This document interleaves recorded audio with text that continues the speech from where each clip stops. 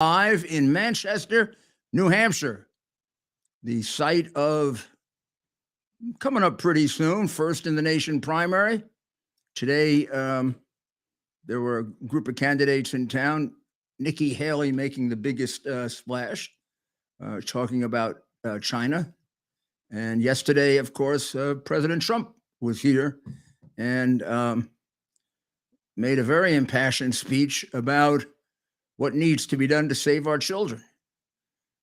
He's been on that topic before, but I hadn't heard him as strong and as focused on it as he was last night, and actually as he was the night before in Michigan at the Lincoln Day dinner that I was at with Dr. Maria and Ted, and we all got to see him. And we all got to take a picture with him. What the heck? Only have 4,432 pictures of him. They may be worth something someday. What do you think, Ted? I may be somebody. I could have been Champ. You know what movie that's from? You got to let me know if you do. As you see, behind me is someone I think that is probably the best known criminal in the United States right now. Because nobody wants to accept nobody wants to accept the fact that his father's a much bigger crook than he is. I kind of feel bad for Hunter. I mean that. I'm not being sarcastic at all when I say that. I mean, I in a very strange and almost difficult to describe way, know more about this family than I ever thought I would. And this guy didn't have to turn out like this. Joe is a very bad man because, among other things, he's a very bad father and grandfather. And I can't judge with the other children, but I'm judging with this one. This one here was a fragile youngster, no doubt. Probably felt overshadowed by his older brother. Not unusual. He gave indications of having an addictive personality in his teen years. Sprouted out big time, very quickly. And all Joe did is enable him. Well, that's not the worst thing. I mean, it is the worst thing, I guess, but a lot of parents can't help that. It's hard to administer tough love. And there are people who even doubt that tough love is love. I think it is, but it gets close. Here's the thing that goes over the top with him, though. Why did he take this guy and make him a bag man? I mean, he if you look over the last 40 years, 30 years, and of course, you look at the money, and that's where the bribery comes from in the RICO case, and the 50 years in prison that they should spend, and the forfeiture of everything they have. But the other thing that you notice is that he put his son in business with some of the worst and most dangerous people in the world. You don't do that with an addict, do you? Not an addict you love and care about. Not a person who has a delicate personality that could snap on you and that could turn to addiction under stress. I don't know, maybe if you were dealing with Mykola Zlochevsky, who was an organized criminal, a Russian favoring Ukrainian, who stole his entire business while he was in government, whose partner disappeared as soon as he got out of government, who is thought of as a member of Ukrainian organized crime, possibly even Russian organized crime. I don't think you'd want your son, who has a delicate personality, dealing with a guy like that, or Whitey Bulger's nephew, or the spy chief of China, or the people around him who went to jail left and right, and the spy chief himself is at the bottom of the Yangtze River now. A lot of people around Joe got wasted. Patrick Ho getting arrested, him coming very close to being arrested several times, dealing with major criminals all throughout the Ukraine and Russia. What do you expect can happen to him? He's going to become a degenerate drug addict. He certainly did nothing to help him. They'd put him in rehab, and Rehab would be a joke. He'd line up prostitutes and drugs and blow out of the rehab anytime he wanted. I don't know in detail any legitimate rehab he actually did, because the ones that I've seen on the hard drive are all ones where he's calling up prostitutes and calling up for drugs and has his contacts in the places where the rehab centers are. And Joe never really checked on that or cared about that.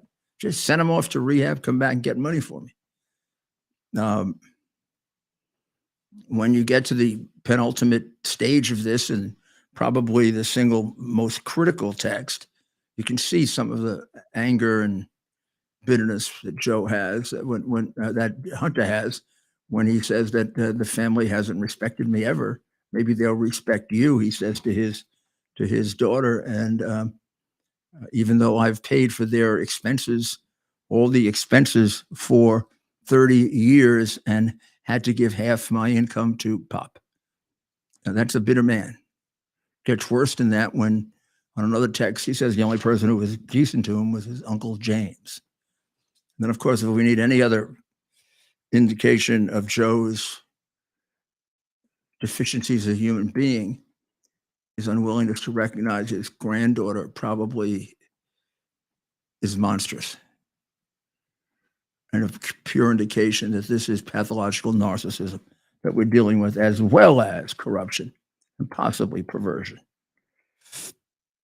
So tonight, among other things, for the second night in a row, the chief witness, called whistleblower, but he was the head of the investigation. This is rather unusual that you get the testimony of the head of the investigation, was questioned by Brett Baer.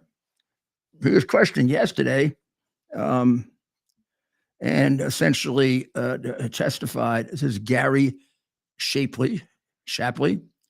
He testified there were certain investigative steps we weren't allowed to take that could have led us to President Biden. Our supervisory agent, Gary Shapley, told CBS Evening News, we needed to take them, Shapley told CBS reporter. If there was any other person, they likely would have already served their sentence. I think he's talking there about Hunter, but he could be talking about Joe too. There were personal expenses that were taken as business expenses, prostitutes, sex club memberships, hotel rooms for purported drug dealers. From 2014 to 2019, Hunter was found to have owed $2.2 million in taxes to the federal government. I documented exactly what happened, and it doesn't seem to match what the Attorney General of the United States is saying today. The charges that they sought to bring in Central District, California, and Washington, D.C., Martin Estrada, U.S. Attorney, and Matthew Graves, U.S. Attorney, were not brought, even though the Attorney General testified that he would have the power to bring charges in any district he wanted. And he sought on two occasions, Weiss did, to be a special counsel so he could bring these indictments, and they weren't brought. Might be much more important and much more illuminating if we go to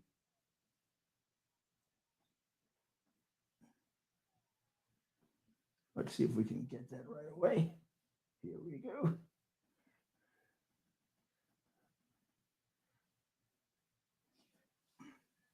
Thanks for joining us, America's Mayor Live. Okay. We want to meet our mission as an agency with IRS criminal investigation.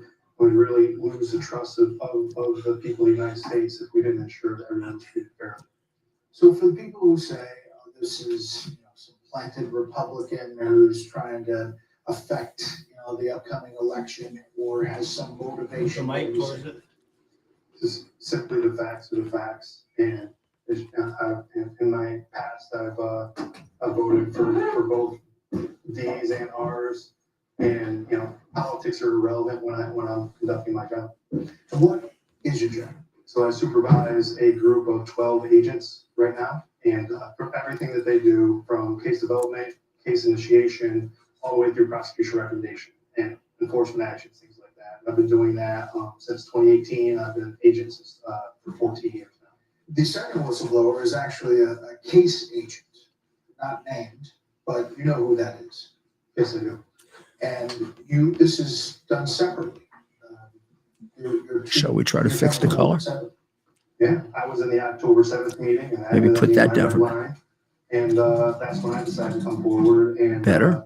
I don't want to put words into the other whistleblowers. Try that one too. His red line was at a different time, and he did so when he thought he needed to. And he was the case agent specifically. That's correct. He developed his case and worked it since 2018. And you, in a supervisory role, you were in this October 7th meeting. Let's get there, because that's your red line moment. This is a moment in which the Delaware U.S. Attorney David Weiss, according to you, had made this disclosure on October 7th, 2022, meeting with top IRS and FBI officials, saying what?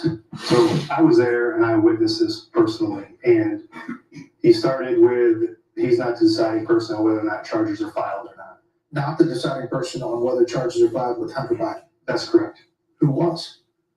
So ultimately, this, if you follow the path of where the venue leads you, they went to the DC U.S. Attorney's Office in March of 2022, and they presented this case to them. At the same time as that was occurring, they requested discovery from the agents, which is a typical step when they're getting ready to charge. Now, I wasn't in those meetings. I asked to be in those meetings, as did the case agent, so we didn't help present to them. But after that occurred, he was no longer looking to charge in that district. So that's earth-shattering news. It's a Biden-appointed DC U.S. Attorney, Matthew Graves, would not allow him to charge in his district. So I didn't learn that fact until October 7th of 2022, so looking back to March of 2022. And that's when David Weiss, in October 7th, 2022, said that the DC U.S. Attorney's Office will not allow us to charge there. And then he added that he would request he requested special counsel authority and was denied. In that meeting, I even had to repeat that because I knew how important that fact was, and I wanted to make sure I understood it. You were there, and you remember it crystal clear in your mind. Not only do I remember it crystal clear, but I documented it. The email, this is an exhibit in the House Ways and Means Committee testimony, was when I returned home that evening, I documented it in an email, and it's an exhibit. You can look right on there. And I sent that email to 2 senior executives, one of which was at that meeting. And I said, is this accurate reflection of what occurred during the meeting?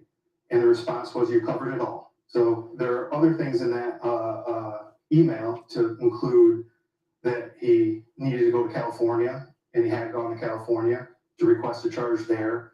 And then he even opines that if they declined to allow charges, that he would have to request special counsel authority from the Deputy Attorney General or Attorney General. Speaking of the Attorney General, he was asked specifically about this. Mr. Weiss had, in fact, more authority than a special counsel would have. He had and has complete authority, as I said, to bring a case anywhere he wants in his discretion. But you're saying, he's saying that wasn't the case. Look, I presented the facts to House Ways and Means Committee, and they're corroborated, and another whistleblower says the same thing. So, there is a disparity there, but I was there, I remember it, and I can vouch for exactly what's written there today is what happened. So, House Ways and Means Committee, this is Congressman Jason Smith. This was a campaign of delay, divulge, and deny. Whistleblowers say reoccurring unjustified delays pervaded the investigation, including authenticating a WhatsApp message in which Hunter Biden demanded.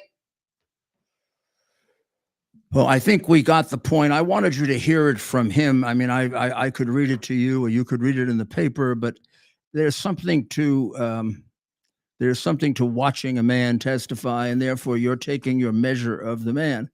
What are the chances he's lying? He's a career IRS agent. He appears to have no political bias one way or the other. He said he's voted for Democrats and Republicans, like a lot of people have who are not, major partisans. From all appearances, he seems to be very professional. And he seemed to be shocked at what happened, as I would be back in the day when I did that kind of work, because what you're saying is extraordinary. The attorney general had both testified and given press conferences in which he made it crystal clear that that the U.S. attorney in Delaware had the authority of a special counsel, even more authority than a special counsel, and could bring charges in any district that he thought necessary. Now that becomes important in a tax case because it has to be brought in the relevant place where the taxes were filed. And so District of Columbia was actually the major case because that involved all the Burisma money. And then the California case involved a lot of more of the tax evasion where money was used on personal expenses that were completely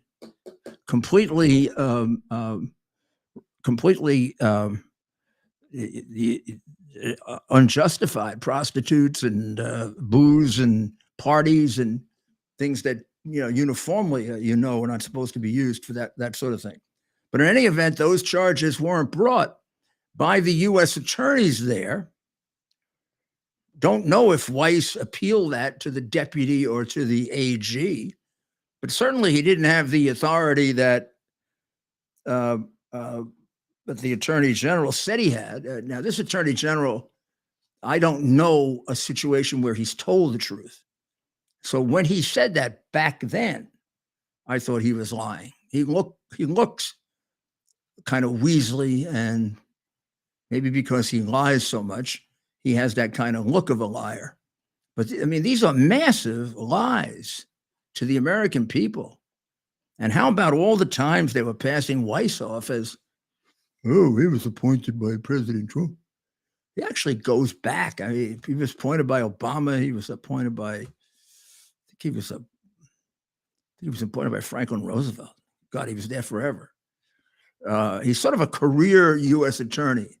He certainly wasn't a Trump partisan or biased toward Trump, as they're trying to make it appear. But in any event, he had 2 indictments turned down. The case is blown based on the statute of limitations. And he ends up with these ridiculous, petty, silly misdemeanor cases. And then the gun case, he blows completely, where he could have brought a real felony charge and just didn't because Weiss has got to be a fixer too. They all are. Why didn't he go public? If this is the kind of thing you go public on, because this is like, Nazi prison guard. You're being told to do things that are unethical and illegal. He was given the authority to judge these cases. He did judge them, and they were prevented. That really was an obstruction of justice that he let happen because he just isn't a strong enough man to stand up. What a pathetic thing to see such weakness. And what about Matthew Graves and Estrada? They're not going to let a charge against Biden get passed. They may want to be judges someday. God forbid they have a charge against Biden. Well, that's the way the game is played under this corrupt regime, this corrupt fascist regime. You rush through an indictment of Trump based on a law that has no criminal penalties, the Presidential Records Disclosure Act, or Presidential Records Act, rather. And then you hold up for 5 years a case, let the statute of limitations run, lie to the public, say that the guy has the right to prosecute, and he doesn't. Did you ever think we would have such a corrupt administration in Washington? It'd be interesting for you historians out there. Have we ever had an administration that was more corrupt? I think by the time we're finished, you're going to know the answer to that. I don't mean tonight, but maybe even tonight. Who knows? Who knows what else will be revealed? It's pathetic. Completely, absolutely, 100% pathetic. Now, President Trump appeared yesterday here in New Hampshire, and in New Hampshire, he has run up a rather sizable lead. I must say, it's an extremely massive lead that he's run up, and let's see if we can take a good look at it here. I think that's probably the best look that we'll have at it. That was 42. This poll was 42-28 2 months ago. 42% for Trump, 28% for DeSantis. Look what's happened to it. Look what's happened to it. I mean, he's run away with this. Just really, really run away with this. This is the St. Anselm poll, the college where they have all the debates, and debated there twice myself. Really beautiful venue. This is a massive jump from the last poll in March, which was 42-29, which was still a pretty healthy lead. But then all these bad things happened to Trump, and he's running away with the election. And let's take a look at the lower group. It's interesting to see that DeSantis is really getting pushed now a little bit by the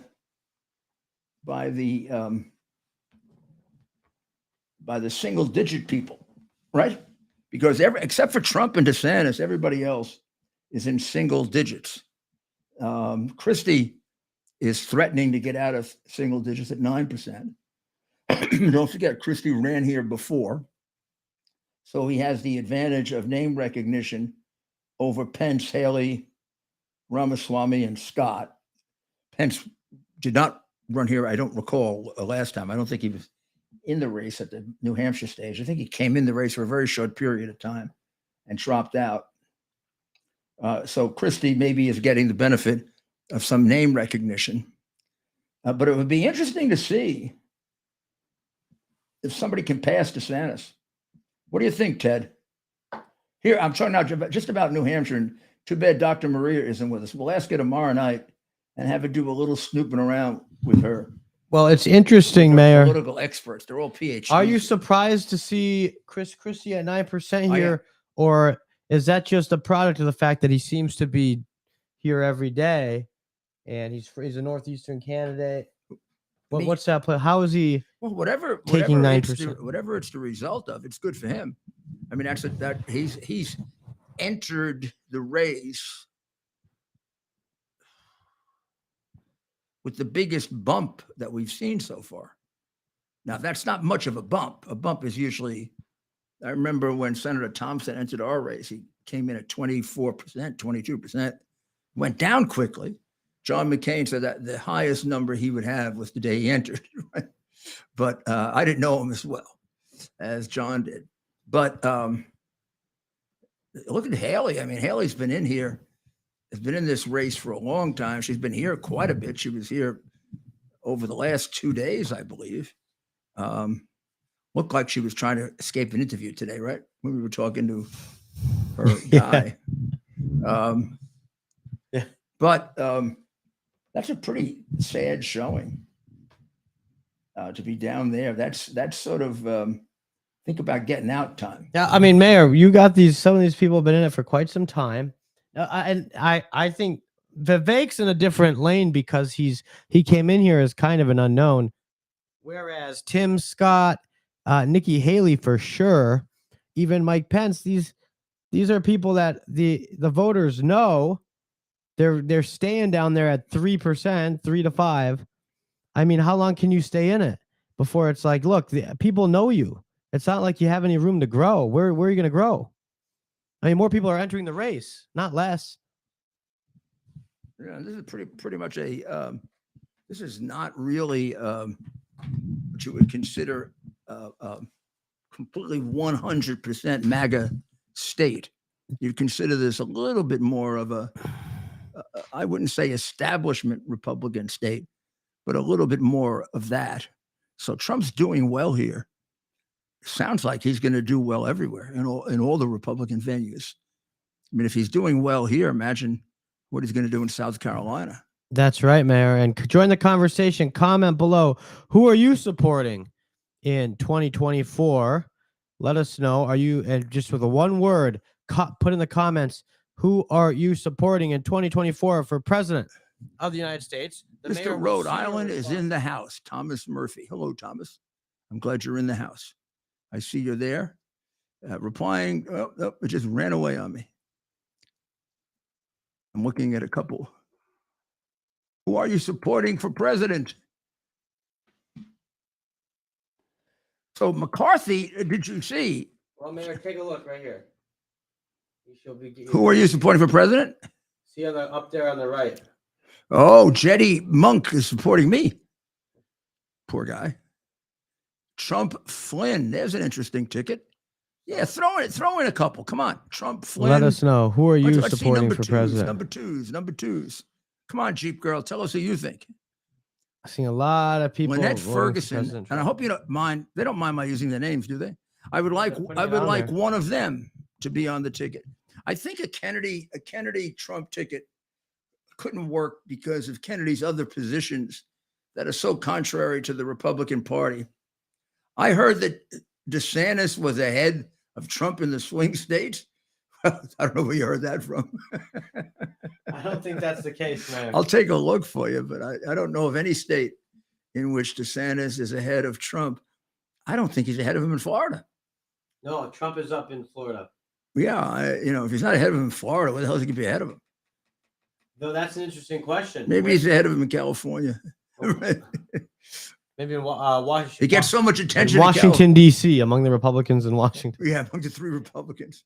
He's ahead 2-1.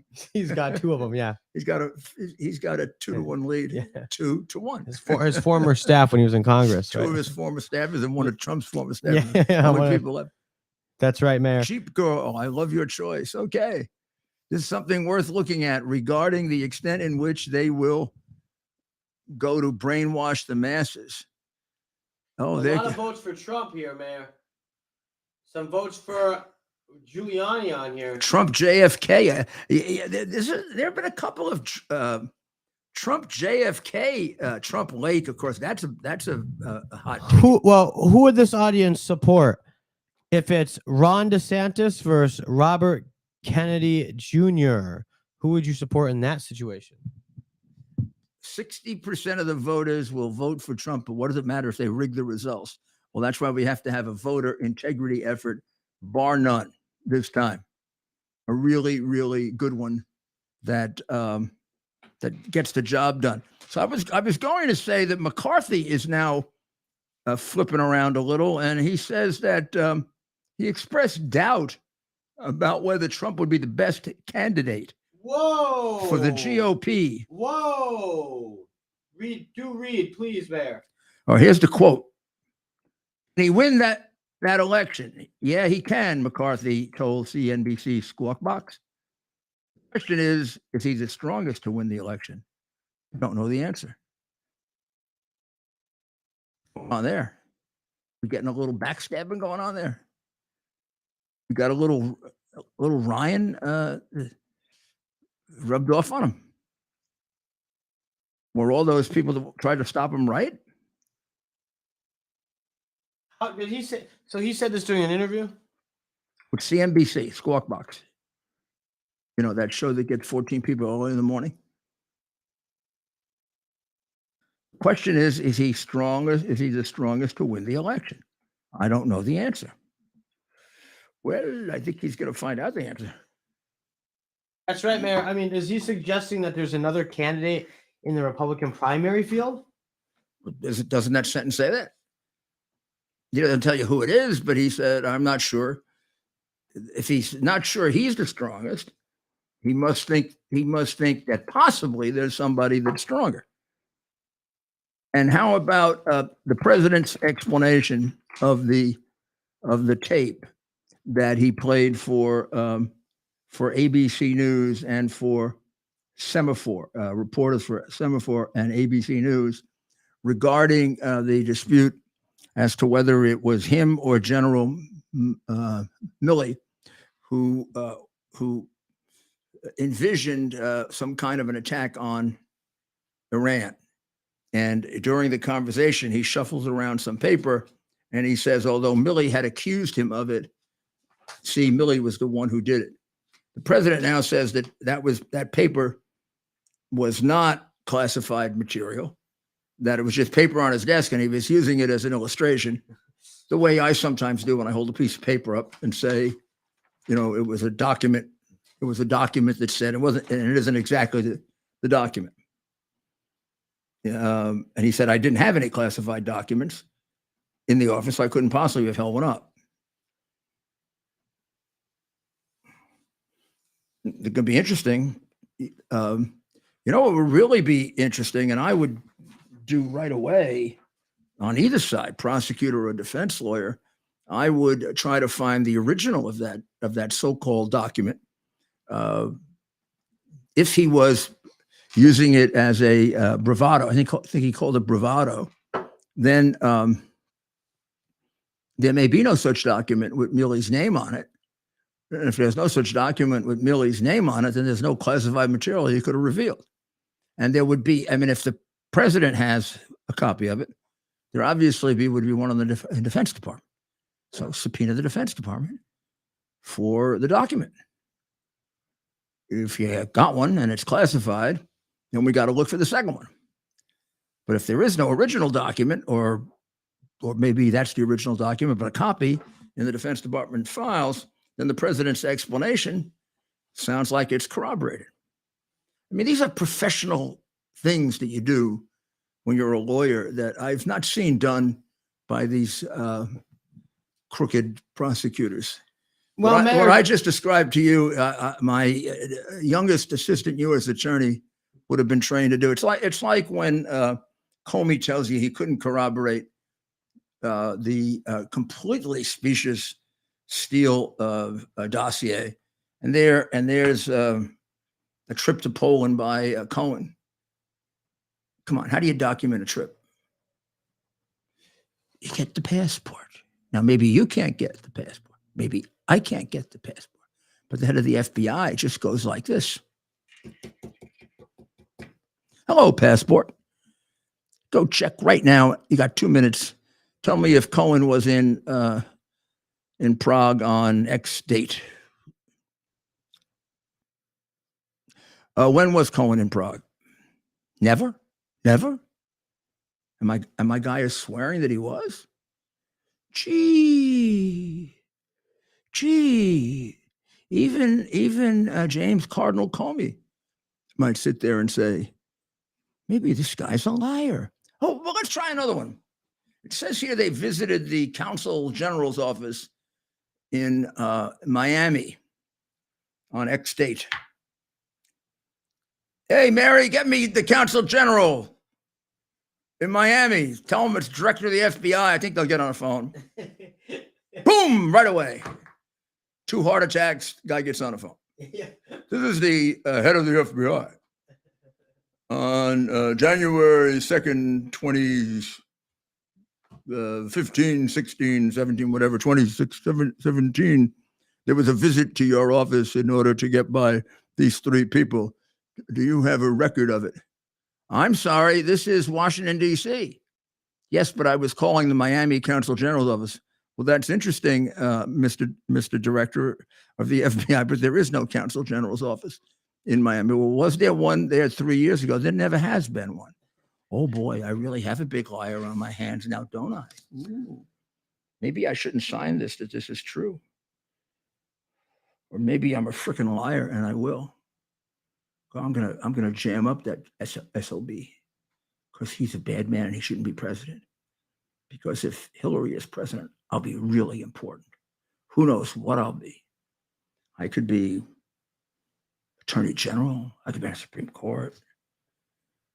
Maybe I could be one of the special new judges who can put people in jail without trials that we've been talking about. like if they were right wing. Well, Mayor, should we play our ad? Well, Mayor, should we play our ad from our friend Kirk Elliott, PhD? You play that ad, and everybody write this down: 720-605-3900, and get ready to call Kirk tonight, tomorrow, so you get the advice that you're going to need to get through this perilous time. Go ahead.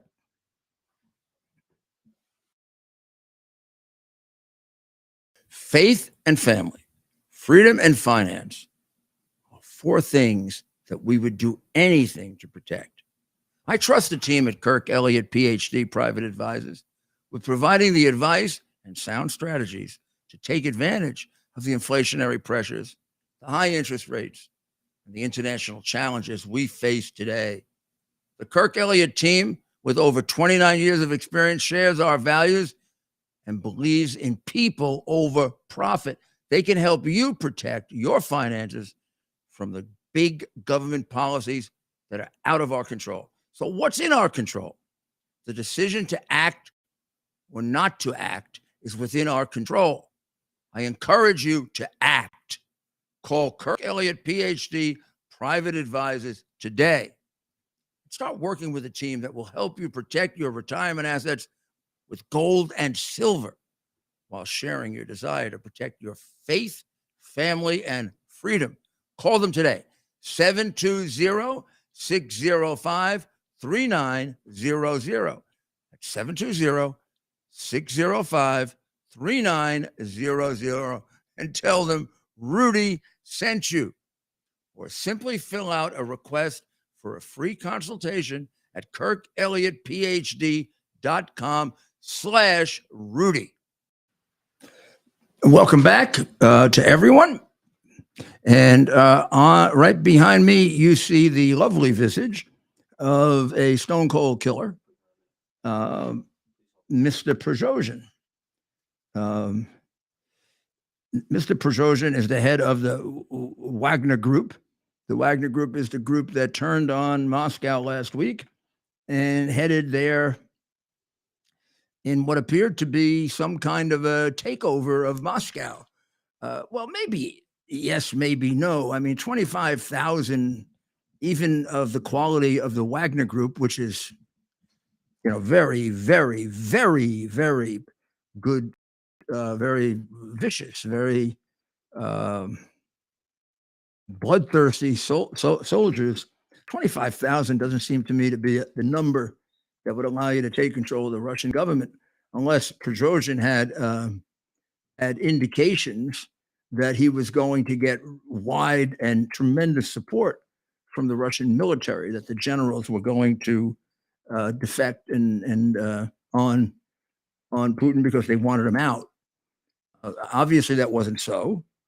Some people say he didn't even have 25,000. He had more like 8,000. We don't know. Maybe we'll find out at some point. But when he got, he immediately took Rostov on Don right away, which is right over the border. But then as he started marching towards Moscow, it became apparent that it just wasn't going to work. And the dictator of Belarus,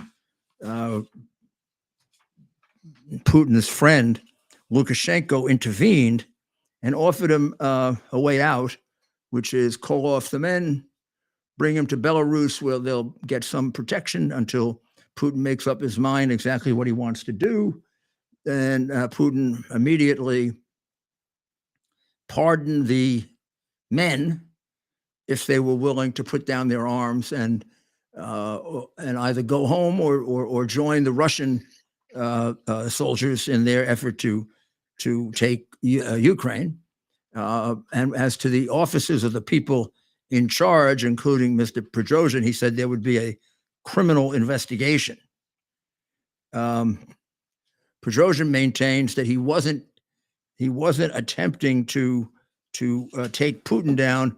He was attempting to get a change in the military circumstances because of his disputes with the Minister of Defense.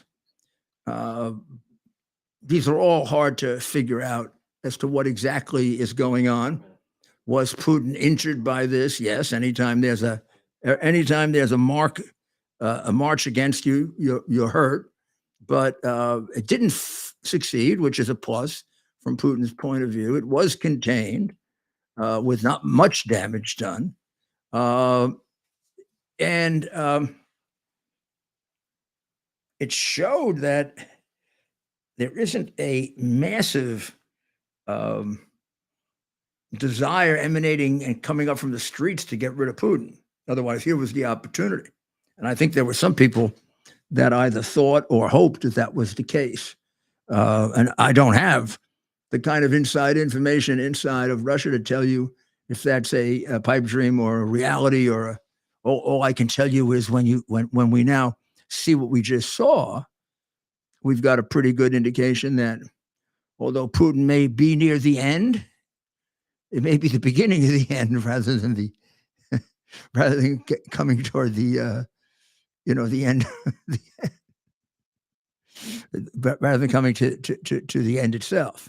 I think it's further along than just there's nothing to this. I think there is something to this, but now there's an interesting theory by Kelly Jane Torrance in the Post, very short but very interesting article that she wrote, in which she compares this to Wag the Dog, which is the movie that was done during the Clinton era about pretend bombing in order to get political support.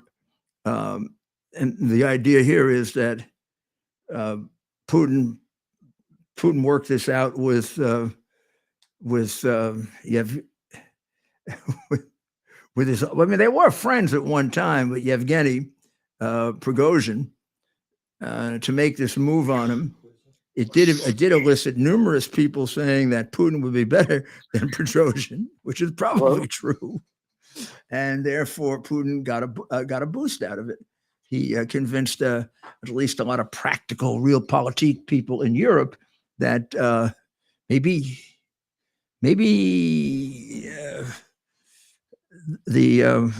what we're wishing for could be worse than what we have.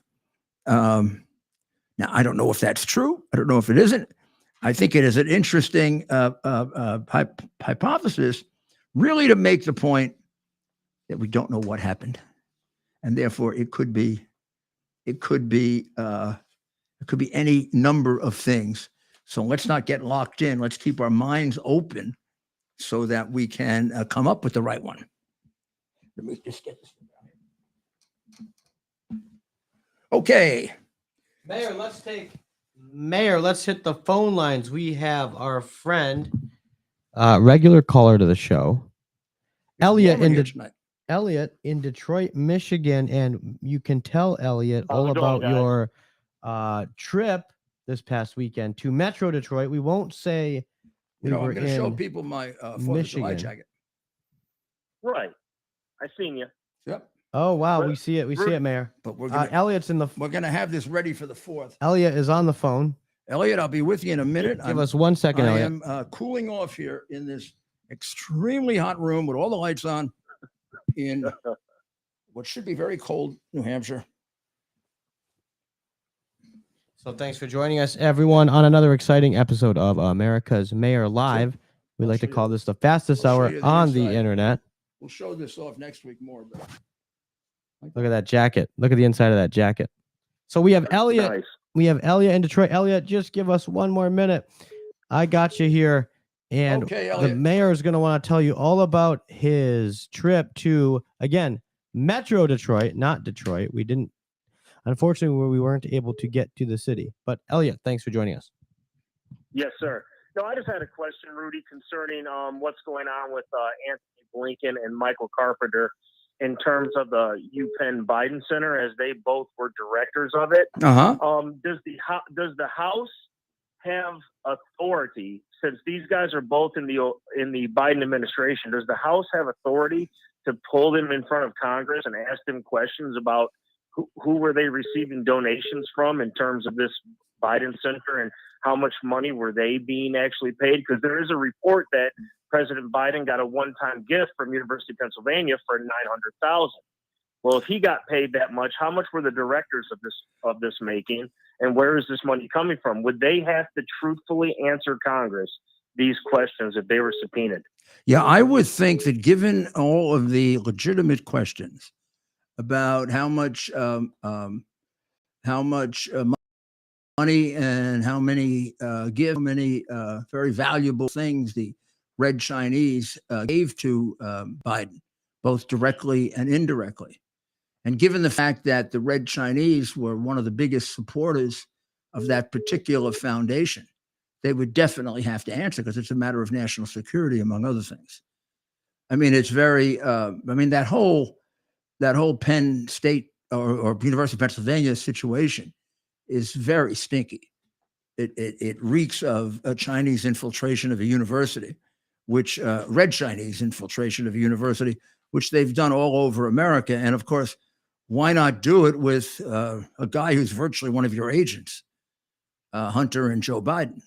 I mean, this guy's been on their payroll for who knows how long. Blinken, don't know that Blinken, but Blinken is about as left, and wouldn't be surprised if he was left enough to fall into the arms of the Chinese. He sure doesn't do a good job in negotiating with them. He seems frightened as hell when he goes there. Did you see that picture? I don't know if I can still get it. Did you see that picture of him shaking hands with Mr. Z? He looked like a supplicant. I thought he was going to bow. I mean, it's unfortunate, but the Chinese have invested a great deal of money in the leadership of our country, and they certainly own the top guy. Do they own Blinken or not? I don't know, but it'd be interesting to know how much money he got, where it came from, and what other ties does he have to China? Because he sure is very deferential to China. That's a very good question, though. I'm glad you're on top of that. That wasn't that a great question, Mayor? Call us back. We had a few calls here. Give us a call again. The number is 646-573. I see 5177. I see a call from Olga in Cleveland again. Am I right, or am I just reading That is from last night. Oh, but we it do stays have up there. It stays up there. It stays up. Well, I keep them on there, but we now have on the air Rob in Secaucus, New Jersey. Rob, you're on with the mayor. How are you, Rob? Hi, Rudy. How are you? There are a whole group of little things coming up on here that I can't possibly read. You see the size of the print, Ted? Yeah, I'm going to make that bigger. I just thought maybe you were working with my eye doctor on an eye test. I have to go. I hope it's not an intelligence test. And I edit it. So, yes, Rob. So yes, I heard you on air today on WABC. We're talking about that movie. You can hear me, okay? I can hear. Yep, that you were talking about that movie, Wag the Dog. Wag. That was a great movie, and I think, it seems to me almost. I mean, this would be a very controversial thing to say, but a fabricated war basically is what it was, and Right. It alluded to the fact. It was a fabricated war in a fictitious Eastern European country, I think. Right. And being done under the control of, powerful people who have the bully pulpit and the media. I mean, they can make anybody think whatever they want.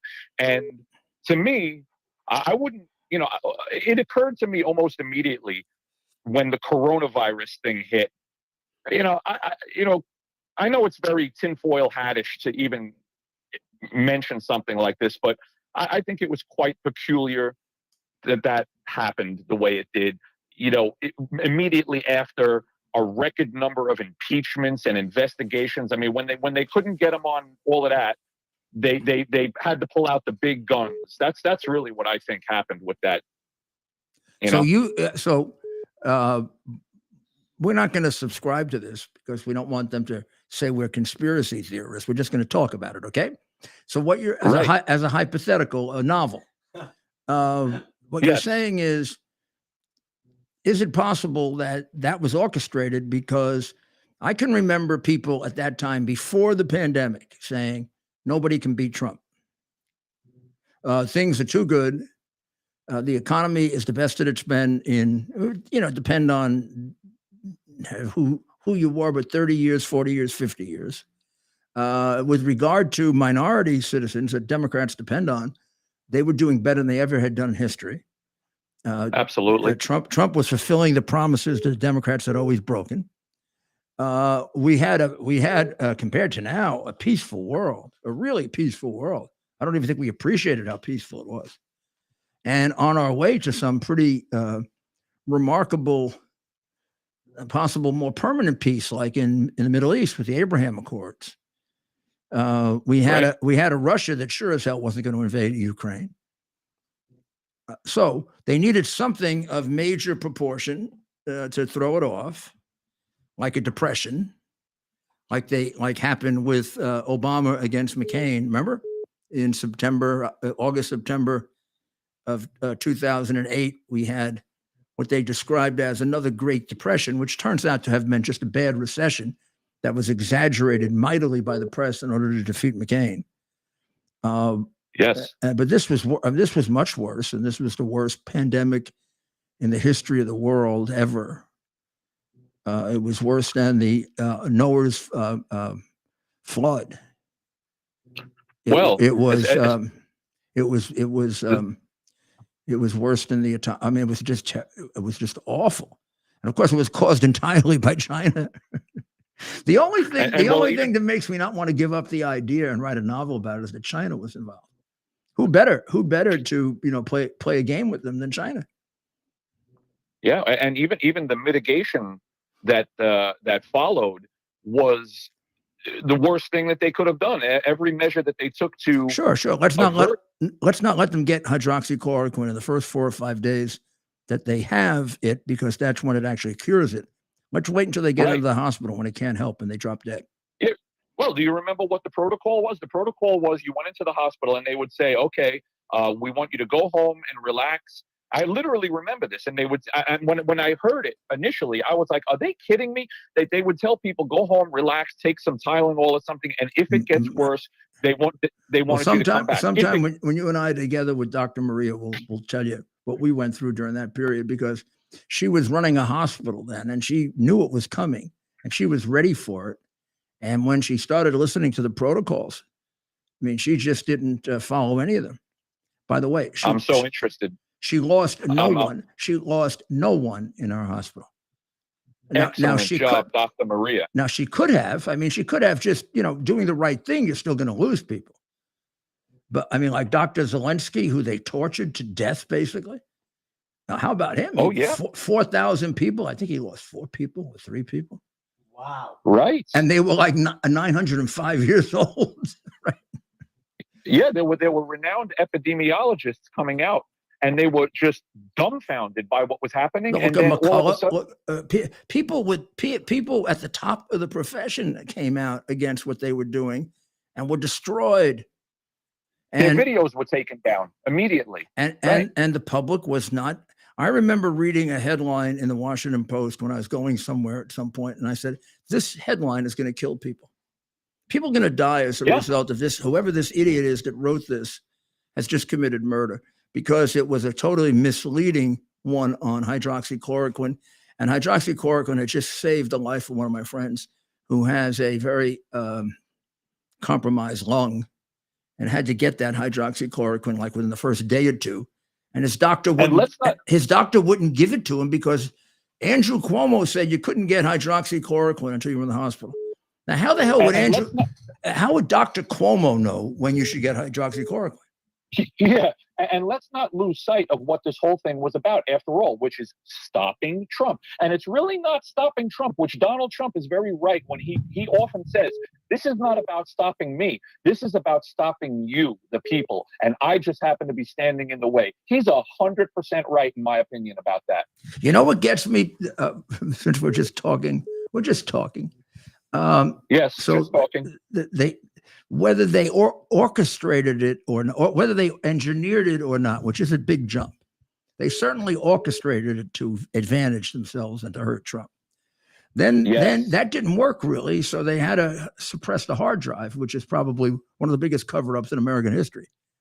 Oh yeah, and now they're trying to indict him on all kinds of crap, and they're going after you as well. Is there I mean, these anything they people- wouldn't do? I mean, why are people so shocked that it is possible Right. that they fixed an election if they would do all those other things? We know they did it. Everybody knows they did it. You know, I mean, the people have to learn to withdraw their consent from this nonsense, and you got to look at who's the guy you want out there. I mean, do we really want Biden? Does a Democrat even really? Will a Democrat actually look you straight in the eye and say, "Yeah, you know, I think Joe Biden is the best for the country"? Give me a break. Thank you, Rob. Always a good call when Rob Thank you, Ted and Rudy. checks in. Thank you, sir. We'll talk very soon. Well, Mayor, just a few minutes left on what's been a very eventful and busy, fast-paced hour on America's Mayor Live I'm going to here in Hooksett. We put Manchester on the screen, but technically we're in Hooksett, New Hampshire tonight. which is a tad bit north of Manchester, That's right. heading toward the capital of the live free or die state, which is Ted, New Hampshire. capital of New Hampshire. Oh, what is the capital of New Hampshire? I believe it's Concord. It is. Wow, you put me on the spot there. Obviously, he did not go to a New York public Yeah, school with but the that teachers, was- with the teachers union teaching. I him think I know to- that because of Dr. Maria. However, well, there's a 50-50 chance I would have gotten it had I not been so close with you guys this past year. I don't know that I would have gotten that. Do you know all 50 state capitals, man? No, probably don't. Did you at any point in your life? When I was in school. Sure, when you had to, the nuns used to make you recite it in the state capitals. You and bet you knew them then. Yeah, all sorts of other things. So Things that I'm they gonna- wouldn't be able to do now. I'm going to tell people a couple of things. One, I want you to call Kirk. I really do. I want you to get yourself straightened out before we go into the deep summer, because you're going to forget, and this recession is going to get worse.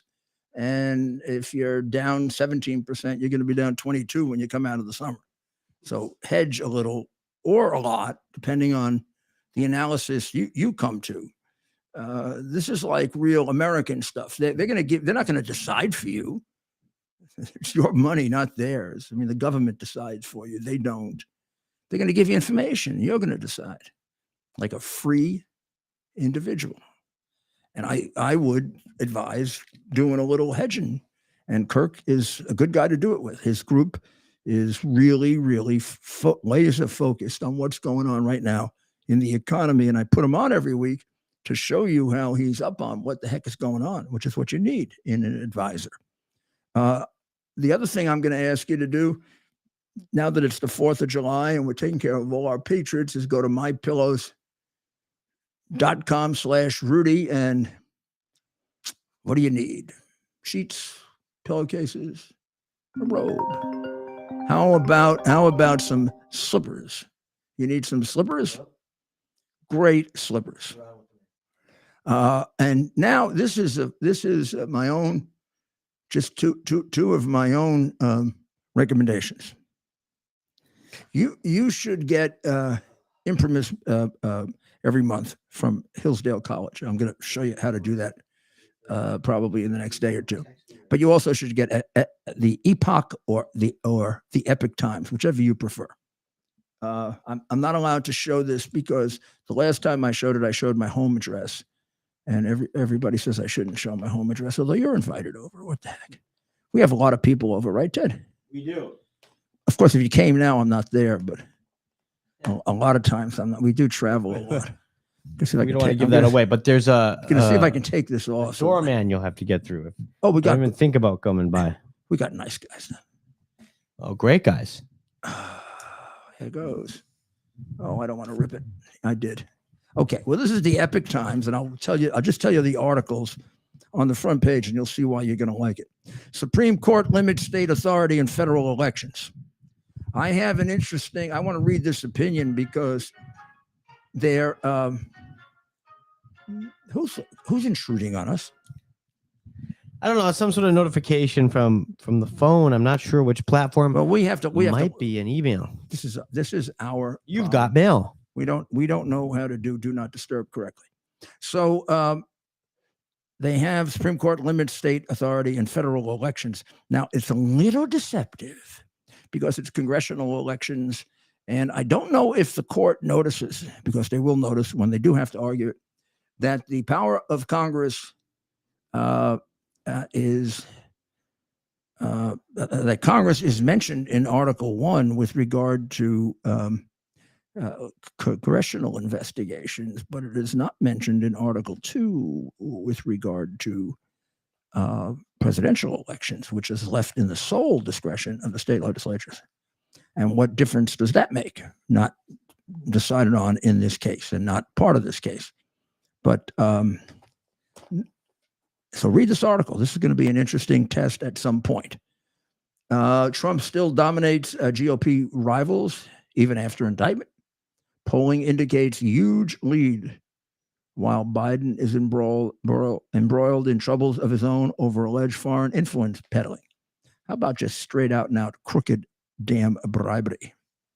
Texas' deadliest bonfire. Questions linger about the fire that killed 18,000 cows at one of the country's largest dairy farms. Rise in Chinese illegally crossing border. Interesting, because let's assume that some of them or a lot of them are crossing because they want to get out of communist China. Wouldn't the Red Chinese take advantage of that and slip in spies, operatives, the kind of people that used to hang around with Hunter Biden and sleep with him? Prices remain high as economy slows down. That's why you call Kirk, huh? All right, we're going to call Kirk. That's right. You want me to keep quiet? Call Kirk. And impact of Wagner mutiny on Russia remains unclear, which we will be talking about again tomorrow as we get more information on it. And a couple of good articles by really, really thoughtful people like Victor Davis Hanson. America wakes up to woke. I think it has. And Roger Kimball, The Art of the Deal, Russian style. So you'll find great stuff in here, plus some human interest, art, music, stuff for children. Kind of has a lot of things in there for homeschooling, which I think if I were a young parent now, and Andrew and Caroline we were in the position of having to try to, decide on what school for them to go to. I'm so upset with the schools that exist. I would think about it.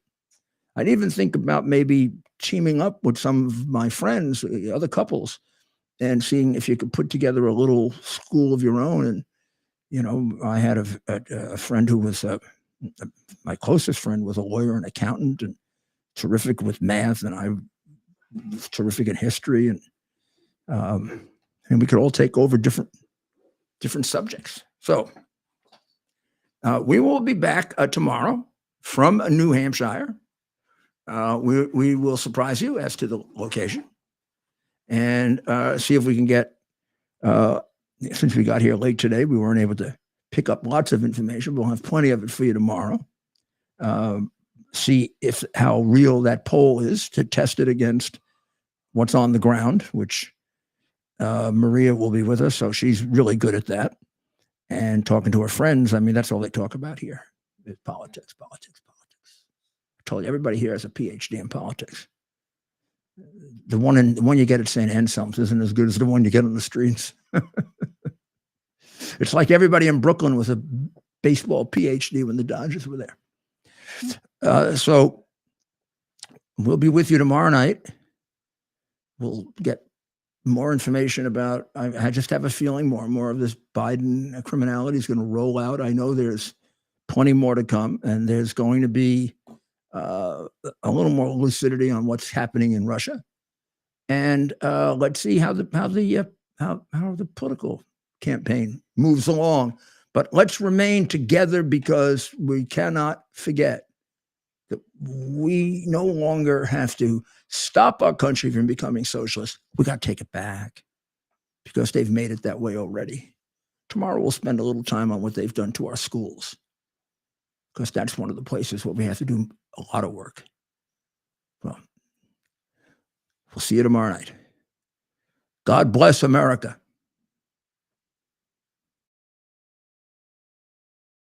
Our purpose to bring to bear the principle of common sense and rational discussion to the issues of our day.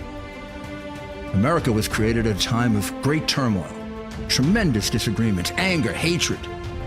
There was a book written in 1776 that guided much of the discipline of thinking that brought to us the discovery of our freedoms, of our God-given freedoms. It was Thomas Paine's Common Sense, written in 1776, one of the first American bestsellers, in which Thomas Paine explained, by rational principles, the reason why these small colonies felt the necessity to separate from the Kingdom of Great Britain and the King of England. He explained their inherent desire for liberty, for freedom, freedom of religion, freedom of speech, the ability to select the people who govern them. And he explained it in ways that were understandable to all the people, not just the elite. Because the desire for freedom is universal. The desire for freedom adheres in the human mind, and it is part of the human soul. This is exactly the time we should consult our history. Look at what we've done in the past and see if we can't use it to help us now. We understand that our founders created the greatest country in the history of the world, the greatest democracy, the freest country, a country that has taken more people out of poverty than any country ever. All of us are so fortunate to be Americans. But a great deal of the reason for America's constant ability to self-improve is because we're able to reason, we're able to talk, we're able to analyze. We are able to apply our God-given common sense. So let's do it.